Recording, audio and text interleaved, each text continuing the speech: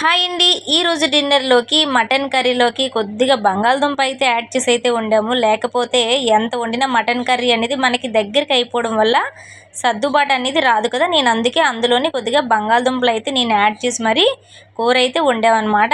ఇంకా నేను ప్లేట్లోకి అయితే వేసేసుకుంటున్నాను. ఇంకా తినడానికైతే రెడీ అయిపోవాలి. ఏంటంటే మా పెద్దబ్బాయికి అయితే కొద్దిగా మటన్ కర్రీ అయితే వాడికి ఈ మధ్య అయితే నప్పట్లేదు. అయినా అలవాటు చేయాలి కదా, ఇంకా చికెన్ తినకూడదు అంటున్నారు కదా అనేసి మటన్ కర్రీ వాడికి అలవాటు చేయడానికి అప్పుడప్పుడైతే తీసుకొస్తున్నాం అనమాట. పిల్లలైతే భోజనం అయితే అయిపోయింది. నేను ఇప్పుడైతే డిన్నర్కి అయితే నేను రెడీ అవుతున్నాను. ఇంకేంటంటే మనకి ఇలా వండుకుంటే కొద్దిగా సర్దుబాటు అయితే అవుతుంది. నేనైతే ఎప్పుడైనా వండాలి అనుకుంటే కొద్దిగా బంగాళదుంపలు కొద్దిగా యాడ్ చేసి కొద్దిగా మటన్ కర్రీ అయితే వండుతాము. అదేంటో కానీ కొన్ని కొన్ని కూరలు అయితే ఎక్కువ రేట్ అయినా కొన్ని విషయాల్లో అయితే తప్పకైతే తెచ్చుకుంటున్నాం అనమాట. ఇవాళ డిన్నర్లోకి మటన్ కర్రీ గ్రేవీ.